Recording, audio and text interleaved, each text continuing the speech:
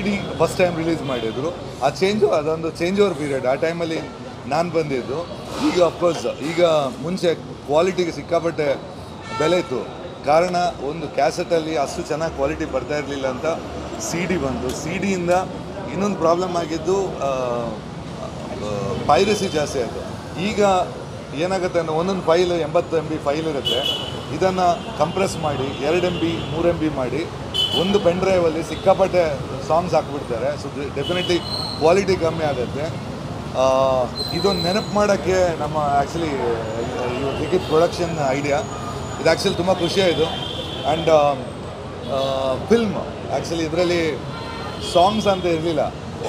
ನಾನು actually film ನೀವೆಲ್ಲ ready ಮಾಡಿ ಬನ್ನಿ ಆಮೇಲೆ ನೋಡಿ ಬ್ಯಾಕ್ಗ್ರೌಂಡ್ ಮಾಡ್ತೀನಿ ಅಂತ ಹೇಳಿದ್ದು.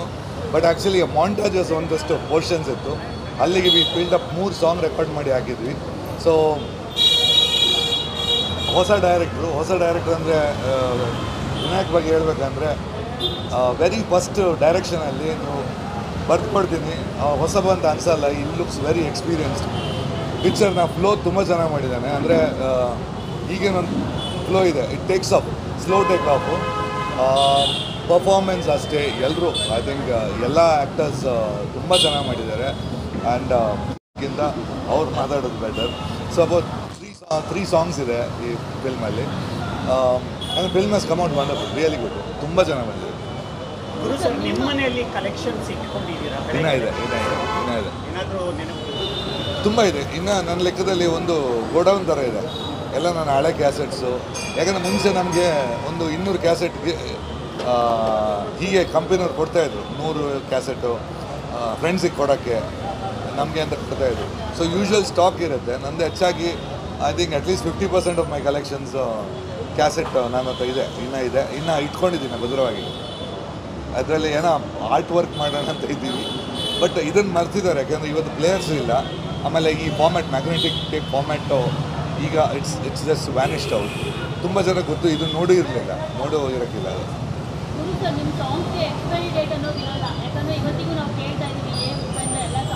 ನನಗೂ ಅಷ್ಟೇ.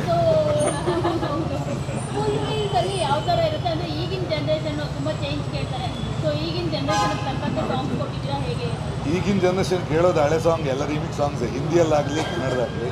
ಸೆಕೆಂಡ್ ಮ್ಯೂಸಿಕ್ ಅಷ್ಟೇ. ಪ್ರೆಸೆಂಟೇಷನ್ ಸ್ಟೈಲ್ ಚೇಂಜ್ ಆಗ್ಬೋದು.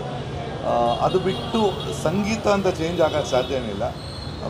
ಅಫ್ಕೋರ್ಸ್ ಟ್ರೆಂಡ್ ಸ್ವಲ್ಪ, ಯಾಕೆಂದರೆ ಒಂದೊಂದು ಟೈಮಲ್ಲಿ ಒಂದೊಂದು ಟ್ರೆಂಡು ಸ್ಟಾರ್ಟ್ ಆಗುತ್ತೆ.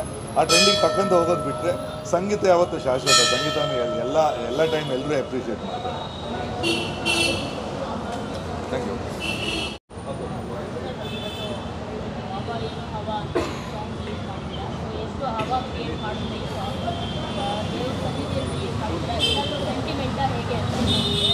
ಸೊ ನಾನು ಸಿನಿಮಾ ಸ್ಟಾರ್ಟ್ ಮಾಡಿದಾಗ 2.5 ವರ್ಷ ಹಿಂದೆ ಸ್ಕ್ರಿಪ್ಟ್ ಸ್ಟಾರ್ಟ್ ಮಾಡಿದಾಗ ಈ ದೇವಸ್ಥಾನ ಸ್ಟಾರ್ಟ್ ಮಾಡಿದ್ದು.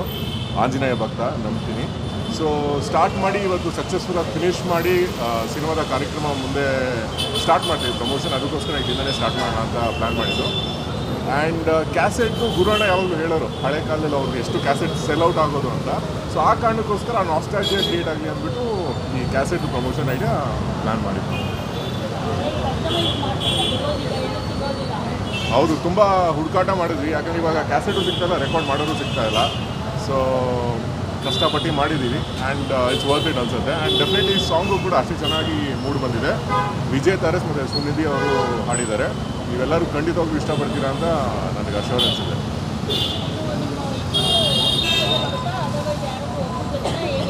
ಇಬ್ಬರು ಜೊತೆ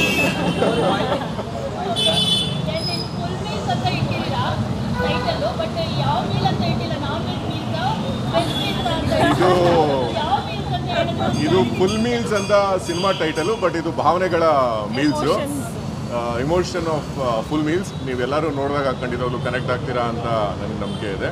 ನನ್ನ ಮೊದಲನೇ ಸೋಲೋ ಪ್ರೊಡಕ್ಷನ್ ಇದು. ಹಿಂದೆ ಮಾಡಿದಂಥ 2 ಚಿತ್ರಗಳು ಪ್ರೊಡ್ಯೂಸ್ ಮಾಡಿದ್ದೆ. And last cinema family pack Appu sir ಜೊತೆ ಪ್ರೊಡ್ಯೂಸ್ ಮಾಡಿದ್ಮೇಲೆ ನನಗೆ ಧೈರ್ಯ ಬಂತು, ಅವರು ಧೈರ್ಯ ತುಂಬಿದರು. ಸೊ ಇವಾಗ ಈ ಪ್ರೊಡಕ್ಷನ್ ನಂದು ಫಸ್ಟ್ ಸೋಲೋ ಪ್ರೊಡ್ಯೂಸರ್ ಆಗಿ ಮಾಡಿದ್ದೀನಿ.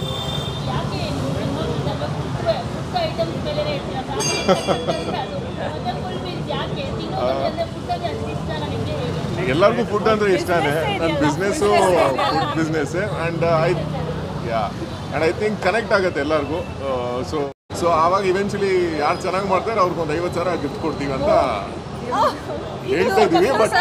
ಬಟ್ ಆ ಗಿಫ್ಟನ್ನ ಕೊಡೋದು ಯಾರು ಹೀರೋಯಿನ್ ಗೆಲ್ತಾರೆ, ಐ ಮೀನ್ ಯಾರು ಹೀರೋಯಿನ್ ಸೋಲ್ತಾರೆ ಹೀರೋಯಿನ್ ಕೊಡೋದು, ನಾನಲ್ಲ.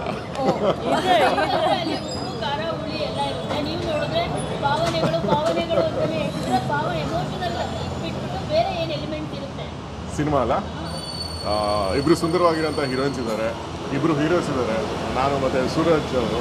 ಸೊ ನಾನು ಸೂರಜ್ ಅವರು ನಂದು ಫಸ್ಟ್ ಸಿನಿಮಾ 2010 ಪೆರೋಲ್ ಅಂತ ಮಾಡಿದ್ದು. ಆ ಸಿನಿಮಾದಲ್ಲಿ ನಾನು ಡೆಬ್ಯೂ ಆದಾಗ ಅವರು ಹೀರೋ ಆಗಿದ್ದರು.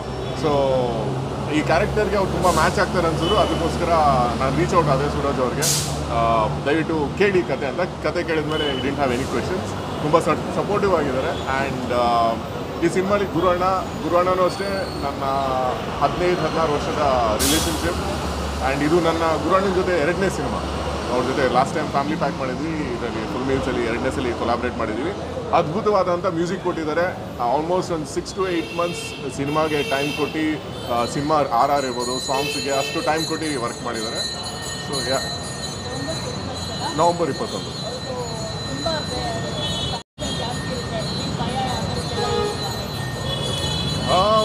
ಭಯ ಇರುತ್ತೆ ಡೆಫಿನೆಟ್ಲಿ, ಯಾಕಂದರೆ ನನಗಿರೋ ಕರೆಂಟ್ ರೀಚ್ಗೆ ಮತ್ತು ಥಿಯೇಟರ್ ಸೆಟಪ್ಗೆ ಆ ಭಯ ಡೆಫಿನೆಟ್ಲಿ ಇದೆ.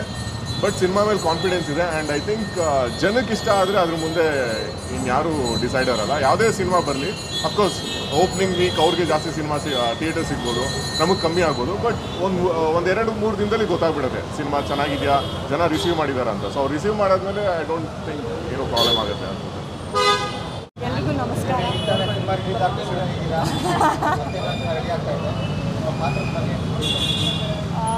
ಹೌದು, ಸನ್ ಆಫ್ ಮುತ್ತಣ್ಣ ಮೊನ್ನೆ ತಾನೇ ರಿಲೀಸ್ ಆಯಿತು. ಒಂದು ಒಳ್ಳೆ ಎಮೋಷ್ನಲ್ ಸಬ್ಜೆಕ್ಟ್, ಅದೂ ಚೆನ್ನಾಗಿ ರೀಚ್ ಆಗ್ತಾ ಇದೆ. ಫ್ಯಾಮಿಲಿ ಎಲ್ಲ ತುಂಬ ಇಷ್ಟಪಟ್ಟು ನೋಡ್ತಾ ಇದ್ದಾರೆ. ಆ್ಯಂಡ್ ಇವಾಗ ನಮ್ಮ ಫುಲ್ ಮೀನ್ ಸಿನಿಮಾ ಇದು ಒಂಥರ family entertainer, mixture of emotions ಮತ್ತು ತುಂಬ ಪ್ರೀತಿ ಮೇಲೆ ಲವ್ಗೆ ತುಂಬ ಪ್ರಾಮುಖ್ಯತೆ ಇದೆ. ಸೊ ಖುಷಿ ಆಗ್ತಾ ಇದೆ. ಬ್ಯಾಕ್ ಟು ಬ್ಯಾಕ್ ಸಿನಿಮಾಗಳು ರಿಲೀಸ್ ಆಗ್ತಾ ಇದೆ. ಆ್ಯಂಡ್ ಜನರು ಏನು ಮೇಡಮ್ ಎಲ್ಲಿ ನೋಡಿದ್ರೂ ನೀವೇ ಬರ್ತಾ ಇದ್ದೀರಾ ಅಂತ ಹೇಳ್ತಾ ಇದ್ದಾರೆ. I am lucky enough to be associated with the team. ಸಿಕ್ಕಾಪಟ್ಟೆ ಖುಷಿಯಾಗಿದ್ದೀನಿ sir. And I have to talk about music also.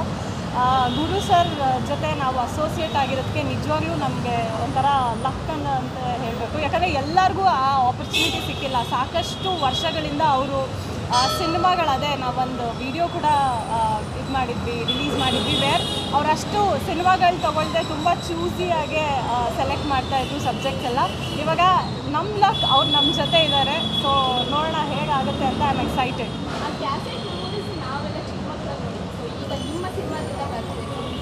ನನಗೂ ಒಂಥರ ಸರ್ಪ್ರೈಸ್ ಆಯಿತು ಲಿಖಿತ್ ತೋರಿಸಿದಾಗ. ಇದು ನಮಗೂ ಗೊತ್ತಿರಲಿಲ್ಲ ಈ ಪ್ಲ್ಯಾನು. ನಾವು ಸ್ಕೂಲ್ ಟೈಮಲ್ಲಿ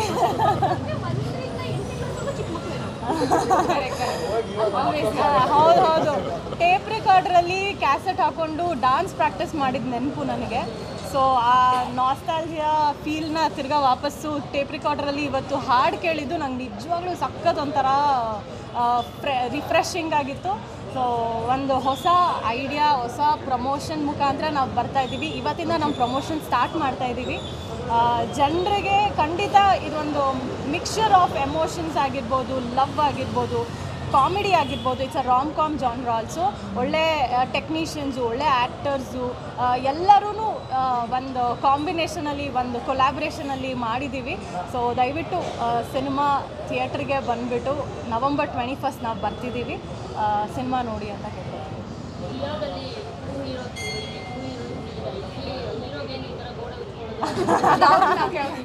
ಇಲ್ಲ, ಅವರು ಇವಾಗ ನಾನಲ್ವಾ ಮಾಡಿದ್ದು, ಇವಾಗ ಅವ್ರು ಮಾಡ್ಬೇಕು ಅನ್ಸುತ್ತೆ ಅಷ್ಟೇ.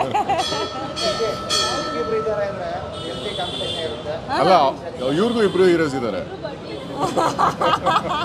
ಅದು ನಮಗೂ ಇಬ್ರು ಹೀರೋಸ್ ಇದ್ದಾರೆ ಇಲ್ಲಿ. ಇಲ್ಲ ಸರ್, ಹೆಲ್ದಿ ಕಾಂಪಿಟೇಷನ್ ಎಸ್, ಅದು 3 ಜನದಲ್ಲೂ ಇದೆ, 4 ಜನದಲ್ಲೂ ಇದೆ. ಆ್ಯಕ್ಟಿಂಗ್ ಮಾಡಬೇಕಾದ್ರೆ ನೀನಾ ನಾನಾ ಅನ್ನೋ ಕಾಂಪಿಟೇಷನಲ್ಲೇ ಮಾಡಿದ್ದೀವಿ. ಸಿಕ್ಕಾಪಡೆ ಫಾಸ್ಟಾಗಿ ಎಲ್ಲ ಶೂಟ್ ಎಲ್ಲ ಮುಗಿಸಿದ್ವಿ and we were waiting for a right time to come out. ಸಾಕಷ್ಟು ಕನ್ನಡ ಸಿನಿಮಾ ಆಗಿರ್ಬೋದು, ಬೇರೆ ಲ್ಯಾಂಗ್ವೇಜ್ ಸಿನಿಮಾ ಆಗಿರ್ಬೋದು, ಆ್ಯಂಡ್ ವಾರಕ್ಕೆ 10-15 ಸಿನಿಮಾಗಳು ರಿಲೀಸ್ ಆಗ್ತಾಯಿದೆ, ನಮಗೆ ಥಿಯೇಟ್ರ್ಗಳು ಬೇಕು. ಸೊ ಆ ನಿಟ್ಟಿನಲ್ಲಿ ನಾವು November 21st ಕರೆಕ್ಟ್ ಟೈಮು ಅಂತ ಅಂದ್ಕೊಂಡು ಬಂದಿದ್ದೀವಿ. ಸೊ ನೋಡೋಣ ಸರ್. ಆ್ಯಂಡ್ ನನ್ನ ತೇಜಸ್ವಿನಿ ಮದುವೆ ಆಗಿರ್ಬೋದು, ಅದನ್ನು ಲಿಖಿತ್ ಆ್ಯಂಡ್ ಎಲ್ಲರ ಹತ್ರನೂ ಒಳ್ಳೆ ಲೈಕ್ ಅ ಫ್ಯಾಮಿಲಿ ಅಲ್ಲಿ ಎಲ್ಲ ನಕ್ಕೊಂಡು ಮಜಾ ಮಾಡಿಕೊಂಡು ಖುಷಿಯಿಂದ ಆ್ಯಂಡ್ ಇಷ್ಟಪಟ್ಟು ಈ ಸಿನಿಮಾನ ಮಾಡಿದ್ದೀವಿ. ಸೊ ರಿಸಲ್ಟು 21ನೇ ತಾರೀಕು ನವಂಬರ್ ಬರುತ್ತೆ, ನೋಡಬೇಕು ಹೇಗಿರುತ್ತೆ ಅಂತ. ಸೊ ಒಂದು ಮೇಕಪ್ ಆರ್ಟಿಸ್ಟ್ ಒಂದು ಪಾತ್ರ ಇದು ಒಂದು ಒಳ್ಳೆ ಇದಕ್ಕೆ ಕ್ಯೂಟಾಗಿರೋ ಒಂದು ಎಫೆಕ್ಟ್ ಕೊಟ್ಟಿದ್ದಾರೆ. ಸೊ ಎಸ್, ಅಷ್ಟೇ ಸದ್ಯಕ್ಕೆ ಹೇಳ್ತೀನಿ. ಪ್ರಮೋಷನ್ ಹೋಗ್ತಾ ಖಂಡಿತವಾಗ್ಲೂ ಜಾಸ್ತಿ ಮಾತಾಡ್ತೀವಿ ಇದ್ರ ಬಗ್ಗೆ. ಬಟ್ ಇದು ತುಂಬ ಸರ್ಪ್ರೈಸಿಂಗ್ ಆಗಿತ್ತು. I think I should thank the whole team. ನಾನು ಖುಷಿ ಕ್ಯಾಸೆಟ್ ನೋಡಿ ಒಂಥರ ನಾಸ್ಟಾಲ್ಜಿಯಾ ಫೀಲಿಂಗ್ ಇದು. ನಾವು ಪ್ರಾಕ್ಟೀಸ್ ಮಾಡ್ತಿದ್ದಿದ್ದೆಲ್ಲ ಕ್ಯಾಸೆಟಲ್ಲಿ, ಸೊ ಸ್ಕೂಲ್ ಟೈಮಲ್ಲಿ. So this is again very good experience ಅನ್ಸುತ್ತೆ.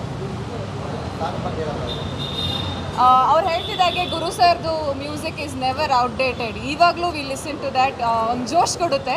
ಸೊ ಹಾಗೆ ನಮ್ಮಲ್ಲಿ ಒಂದು 3 ಸಾಂಗ್ಸ್ ಇದೆ ಆ್ಯಂಡ್ ತುಂಬ ಅದ್ಭುತವಾಗಿ ಬಂದಿದೆ.